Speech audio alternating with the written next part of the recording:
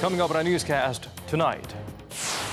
The first meeting among members of a presidential committee who will look after the implementation of the Panmunjom Declaration is held after the summit. Follow-up plans are quickly made, including high-level talks. New activities at a tunnel entrance of North Korea's main key nuclear test site are detected. Intel sources say the movements are indicative of steps to shut down the area. The U.S. Federal Reserve decides to maintain its current key rate, pointing to signs of robust economy, including strong labor market and business investment. But some analysts foresee a hike coming up in June. NEWSCENTER begins now.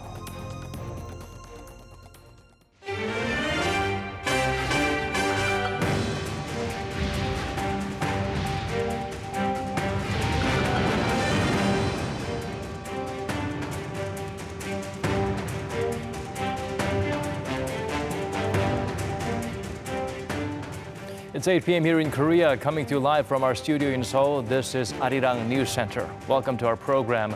I'm Daniel Choi. The Presidential Committee on the Implementation of the Panmunjom Declaration held its inaugural meeting today. Among others, the members discussed holding their first high-level inter-Korean talks by the middle of this month. Moon Geon-young has our top story. The first meeting of the Presidential Committee on the Implementation of the historic April 27th Panmunjom Declaration.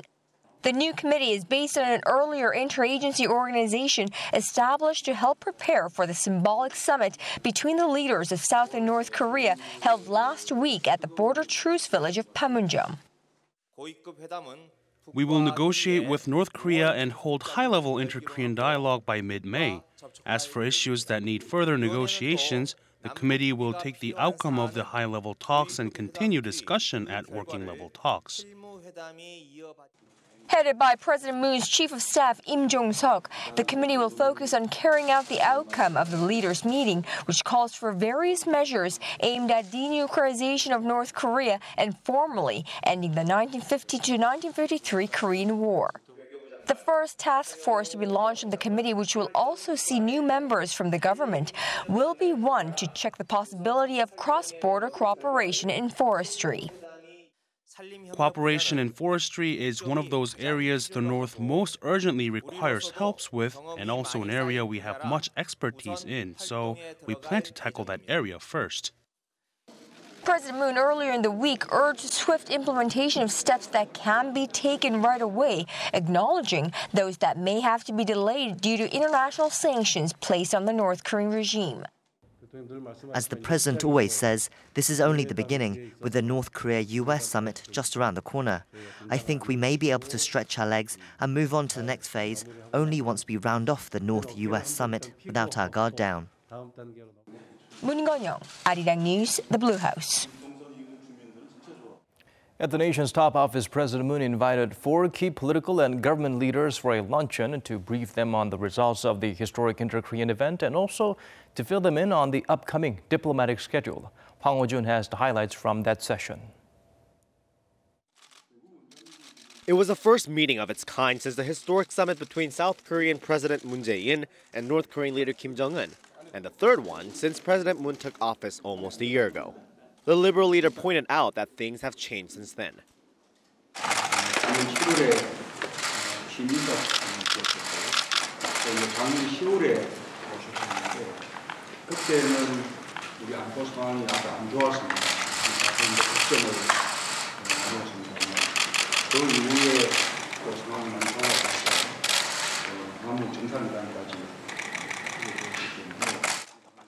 President Moon had initially invited the so-called 5 next in command to the Thursday's luncheon at the Blue House.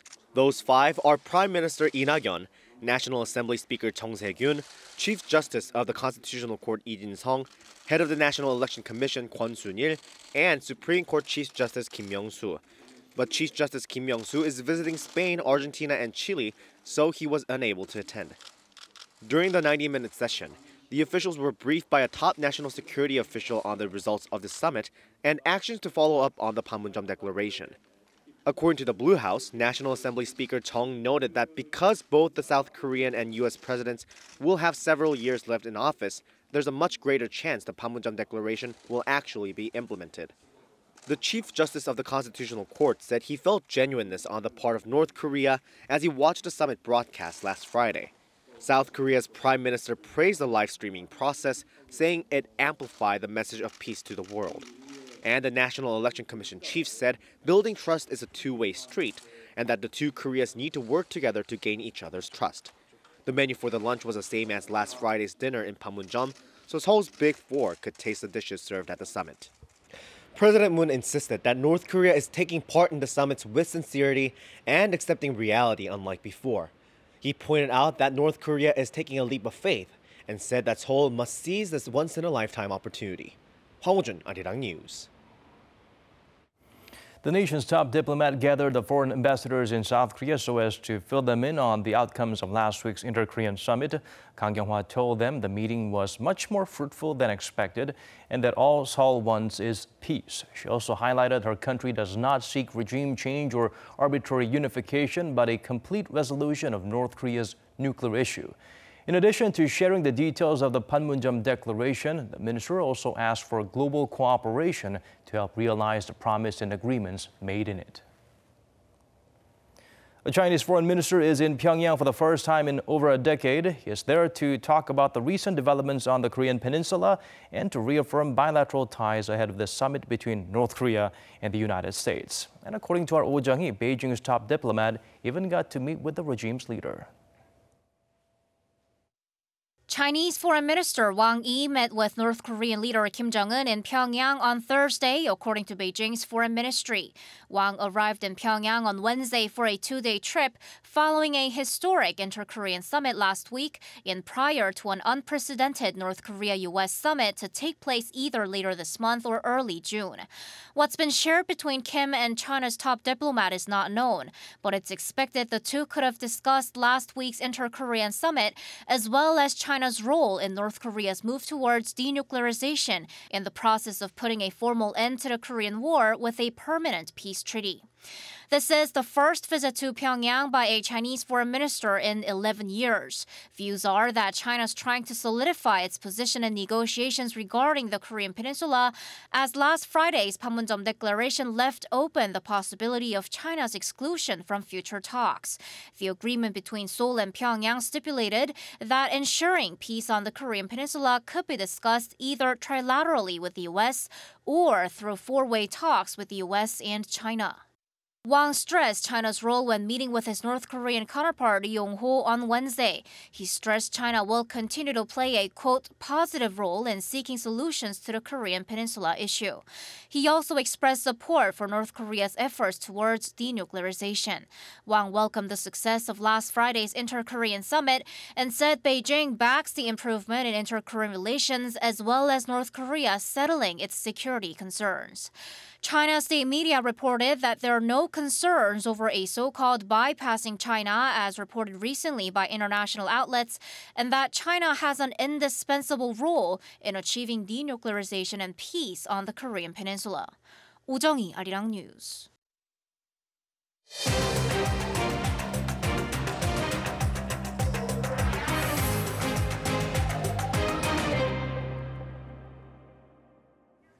During his swearing-in ceremony at the U.S. State Department, Mike Pompeo promised not to repeat the mistake of past administration. The ex-CIA chief also highlighted the importance of immediately dismantling North Korea's nuclear program. Kim Bo-kyun shares with us his remarks. U.S. Secretary of State Mike Pompeo has stressed that North Korea must commit to a swift dismantling of its weapons programs. Pompeo outlined his priorities while speaking at his ceremonial swearing-in on Wednesday, highlighting the importance of Pyongyang abandoning its nuclear weapons as well as its ballistic missiles. We are committed to the permanent, verifiable, irreversible dismantling of North Korea's weapons of mass destruction program, and to do so without delay. Pompeo, who secretly met with North Korean leader Kim Jong-un in Pyongyang in early April, also said that efforts to denuclearize North Korea are still in the beginning stages, with their outcome yet unknown. He also stressed that the Trump administration is fully committed to solving the North's nuclear issue. This administration will not repeat the mistakes of the past. Our eyes are wide open. It's time to solve this once and for all. A bad deal is not an option. Meanwhile, the South Korean and U.S. military revealed on Thursday that movement has been spotted at North Korea's Punggye-ri nuclear test site, where the regime carried out a total of 6 nuclear tests from 2006. Intelligence sources say that activity at tunnel entrance number 3 suggests Pyongyang could be signaling that it has started to follow through on Kim Jong-un's promise made at the Inter-Korean summit last week to shut down the test site. This follows a report by CBS News on Wednesday that said North Korea has started removing cables from the tunnels at the site, describing it as a first step to closing down the tunnels. Kim Mo-gyun, Arirang News. The 3 American detainees in North Korea have reportedly been freed from labor camps and are moved to a hotel near Pyongyang. Signs of their possible release. The U.S. government is looking into the details, and President Trump seems to be telegraphing a big announcement. Shin Se-min has the full story. President Trump taking to Twitter late Wednesday local time.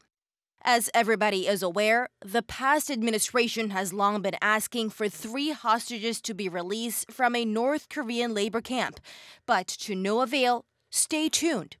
His tweet was posted moments after U.S. officials confirmed they were looking into reports the 3 remaining American detainees in North Korea have been relocated from a labor camp to a hotel near Pyongyang.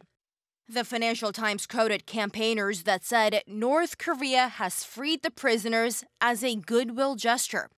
AFP, citing South Korean activists with contacts in the North, reports that North Korea and the U.S. are extremely close to reaching a deal on the detainees' release.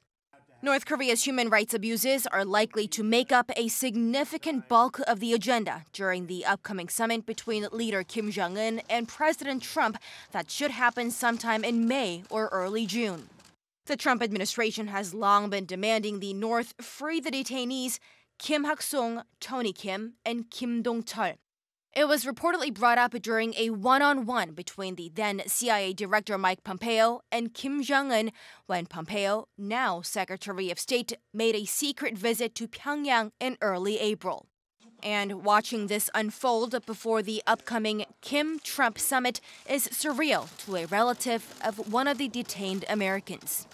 Seoul Kim says he's hopeful North Korea will take steps toward peace and release his father, Tony Kim, unharmed. I think for me and our family, I think it's hopeful.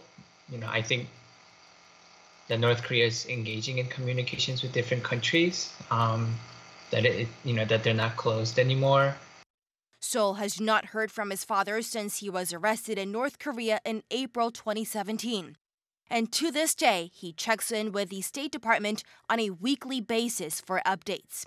With the latest developments that seems to suggest his father could be home soon, Seoul says he's calm.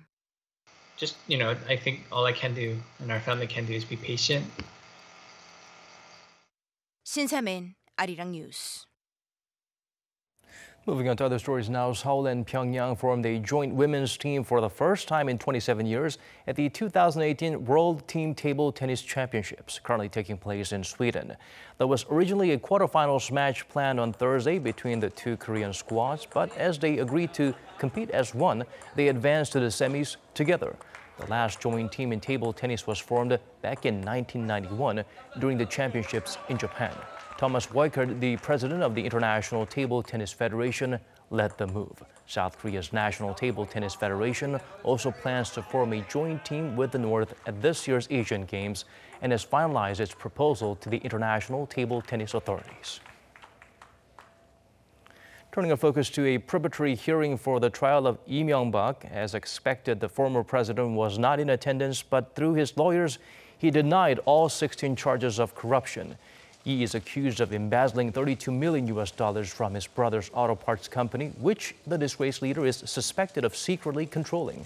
He is also charged with taking bribes worth over $10 million from former bank chiefs, lawmakers, and local businessmen. Lee was arrested in March, becoming the country's 4th ex-president to face a criminal trial for corruption.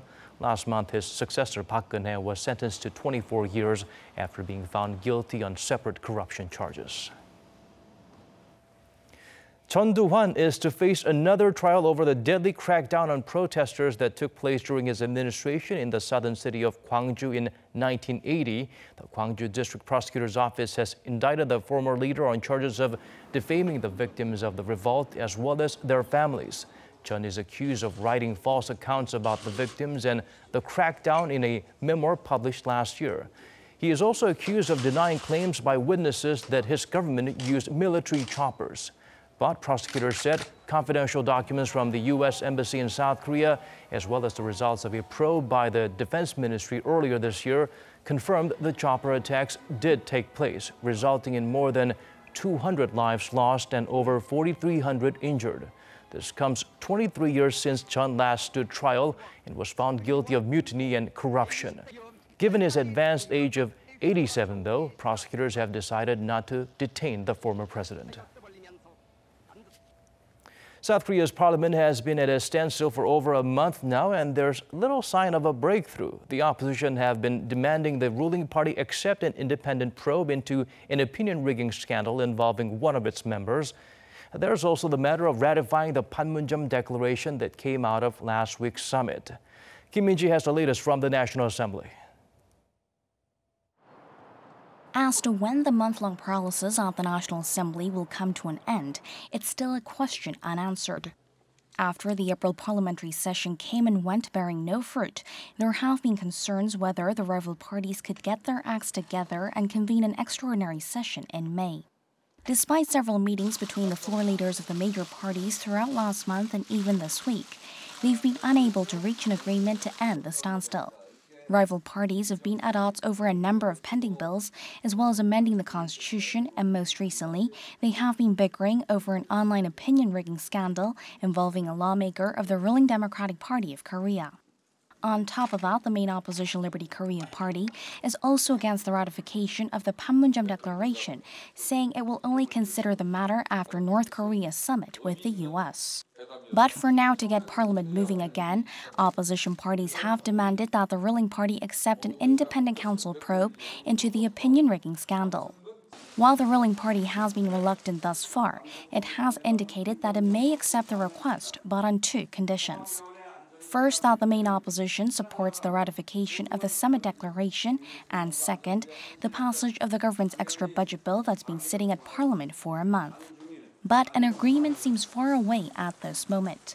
The floor leader of the main opposition party said that he would start a hunger strike indefinitely until the ruling party accepts a probe with no strings attached. The centrist Padamita party has also called on the ruling party to make up its mind on the matter by Friday, and if not, the party would take measures of its own. Kim Min-ji, Arirang News. In a widely expected move, the U.S. Federal Reserve left its rates unchanged. The reason behind the decision: the economy is robust and inflation is finally going up after years of being stuck below its 2% target level. Kim Hye-sung help us look beyond the numbers.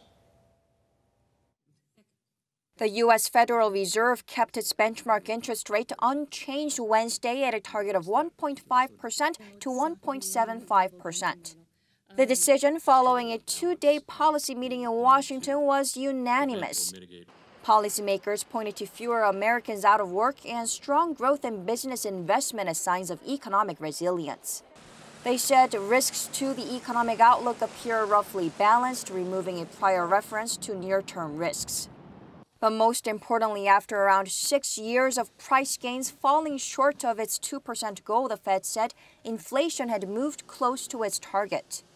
In a statement, the Federal Open Market Committee noted that inflation on a 12-month basis is expected to run near the committee's symmetric 2% objective over the medium term, an upgrade from the March meeting in which the FOMC said the indicators have continued to run below 2%.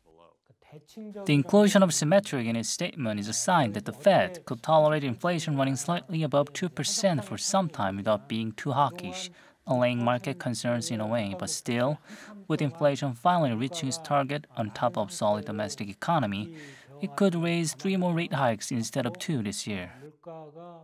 Currently, South Korea's base rate of 1.5% is lower than that of the U.S. for the first time in more than 10 years, following the Fed's rate hike in March, raising concerns of possible capital outflow in the country. The Bank of Korea left its key rate unchanged in April, citing low inflation and high unemployment. But with the Fed highly likely to raise rates in June, it could put more pressure on the Bank of Korea to lift its own rates. Kim Hae-sung, Arirang News. With the spirit of reconciliation spreading far in East Asia, China has also eased its ban on group tours to South Korea. The country's tourism bureau told agencies in the city of Wuhan to resume sales of these items. Sources say the conditions are similar to those in Beijing and Shandong, which stipulate they cannot be sold at low prices, and it bans on cruise and tours and chartered planes remain in place. Also, it must not include stays at Lotte hotels or shopping at Lotte duty-free stores. The Korean retail giant provided the land to station the THAAD battery, and China perceives that missile defense system as a security threat and launched various retaliatory measures like the tour ban. Online shopping transactions in Korea reached a new milestone. The value of purchases made on the internet surpassed 8.9 trillion won, or nearly $8.3 billion in March, breaking the record that was set only a couple of months prior. Ko Ryun-hee zooms in on this welcome development. It's a new record in the internet shopping industry. The total value of purchases made online hit an all-time high in March. According to Statistics Korea, March saw transactions worth almost 9 trillion won, or nearly $8.3 billion. The previous record was set just 2 months earlier. The data show the main source of the increase was food service transactions. More people in Korea have been using mobile apps for food delivery or to get coupons and discounts. Food service transactions came to a total of $345 million in March, a surge of nearly 75% compared to the same month last year. People have also been spending more on home appliances like air filters and other devices because of the fine dust air pollution. Clothes dryers have been another popular item. Transactions for appliances and electronics came to $868 million, an on-year rise of almost 42%. Purchases of Korean products also rose overseas by 8%, but transactions coming from China decreased. The report said a drop of 3.5% is believed to be the leftover impact from China's economic retaliatory measures against South Korea's deployment of the THAAD missile defense system last year. However, with the dispute now considered settled, conditions are expected to improve. Ko Ryun-hee, Arirang News.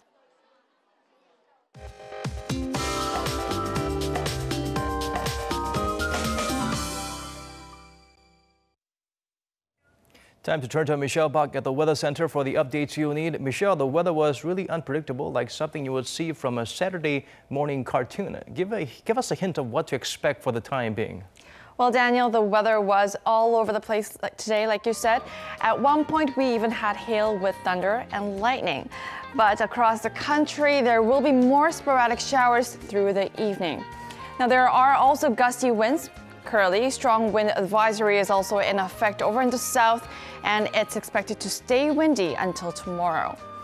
Unlike today, the nation can expect clear sunny day tomorrow, whereas this time, Tokyo will receive sporadic showers. Now, tomorrow's Seoul will begin the morning at 9 degrees Celsius. Daegu and Gwangju are pretty much the same. And sunny days are going to bring up the highs tomorrow, Seoul rising up to 19 degrees, while Gwangju and Busan peaking up to 22 and 21 degrees. Now, warmer temperatures are expected to cover for the weekend. Good for an outing, but there is more rain to come over in the southern regions, so plan your holiday weekends accordingly. I'll leave you with the weather conditions around the world.